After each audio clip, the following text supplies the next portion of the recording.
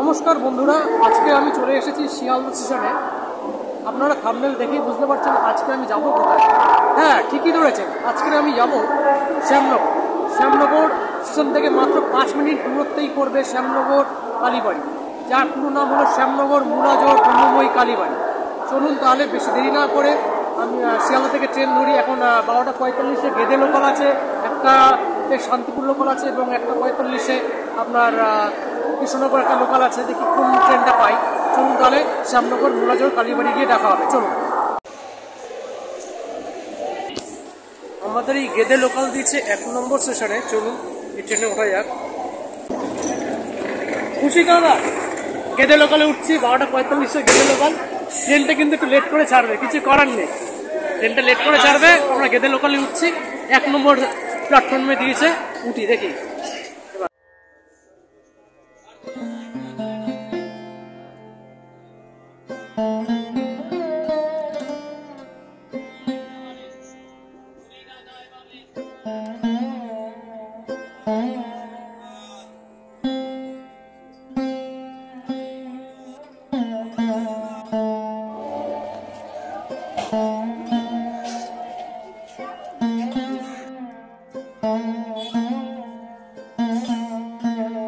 বারোটা 45-এর গেদে লোকালটা আমরা ধরেছিলাম, যেটা 12টা 45-এ, সেটা 1টা 28-এ এসে পৌঁছালো শ্যামনগর স্টেশনে। এবার আমরা এখান থেকে যাচ্ছি শ্যামনগর মূলাজোড় ব্রহ্মময়ী কালী মন্দিরে। চলুন তাহলে ভিডিওটা স্কিপ না করে সম্পূর্ণ দেখা যাক। আর আমার চ্যানেলে নতুন বন্ধুরা যারা আছে তারা চ্যানেলকে অবশ্যই সাবস্ক্রাইব করে রেখো।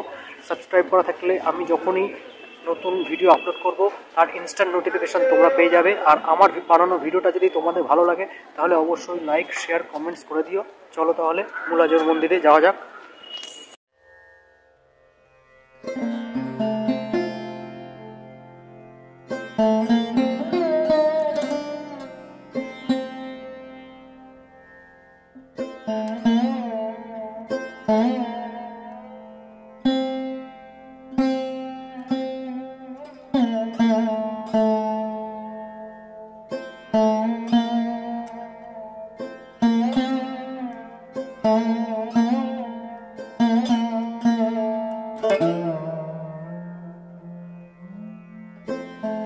এই যে ব্রহ্মময়ী কালী মন্দির, শ্যামনগর ব্রহ্মময়ী মূলাজোড় কালী মন্দির।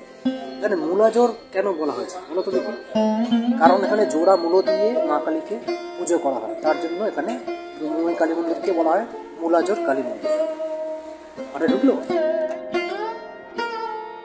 শ্যামনগর উত্তর 24 পরগনার একটি বিখ্যাত শহরের নাম। আজকের আমরা পৌঁছে গেলাম সেই শ্যামনগর মূলাজোড় ব্রহ্মময়ী কালী মন্দিরে। এই মন্দির শ্যামনগর কালীবাড়ি নামেও পরিচিত।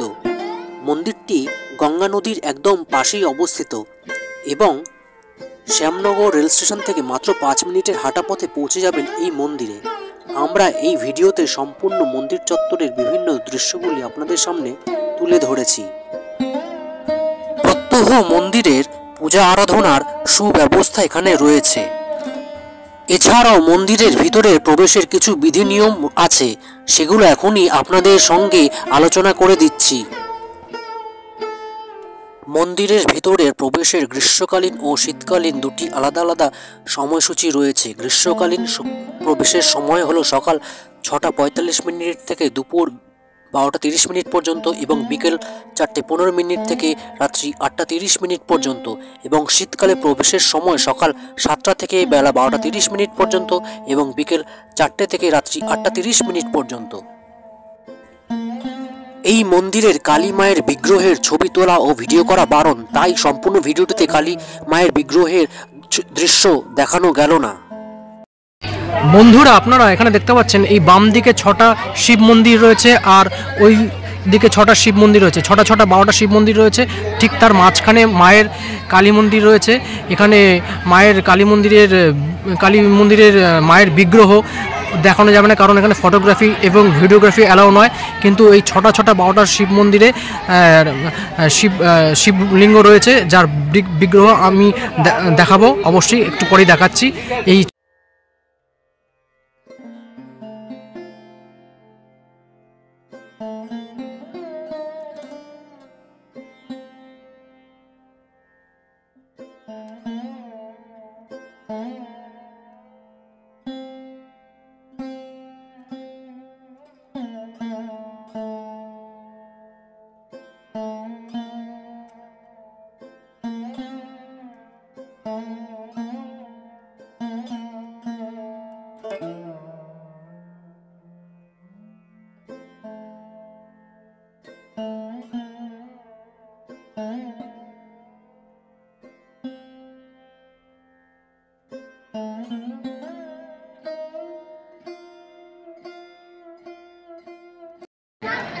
আপনারা নিশ্চয়ই ঠাকুর রামপ্রসাদের নাম শুনেছেন।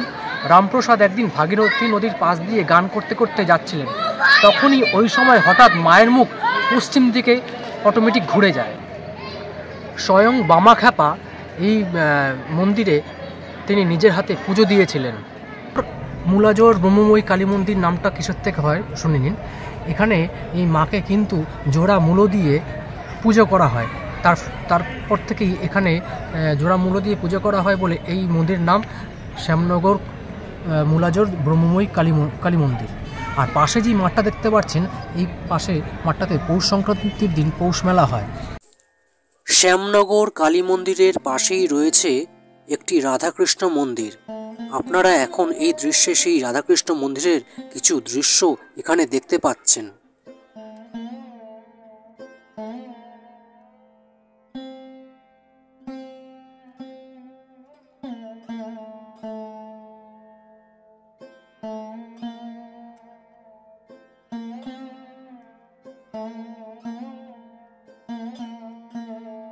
বন্ধুরা, এদিকটা হচ্ছে চন্দননগর, এদিকটা গেলে চন্দননগর ঘাট, আর এই ঘাটটাকে বলা হয় নোনা বাবার ঘাট বা ব্রহ্মময়ী ঘাট নামে এই ঘাটটা পরিচিত।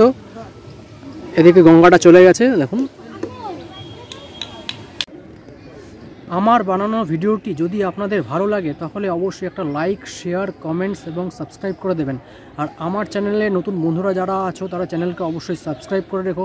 সাবস্ক্রাইব করা থাকলে আমি যখনই একটা নতুন ভিডিও আপলোড করব তার একটা ইনস্ট্যান্ট নোটিফিকেশন তোমরা পেয়ে যাবে। তাহলে দেখা হচ্ছে নতুন কোনো স্থানে, নতুন কোনো ভিডিওতে, নতুন কোনো বিষয়ের সাথে। তাহলে ততক্ষণ ভালো থেকো, সুস্থ থেকো, বাই।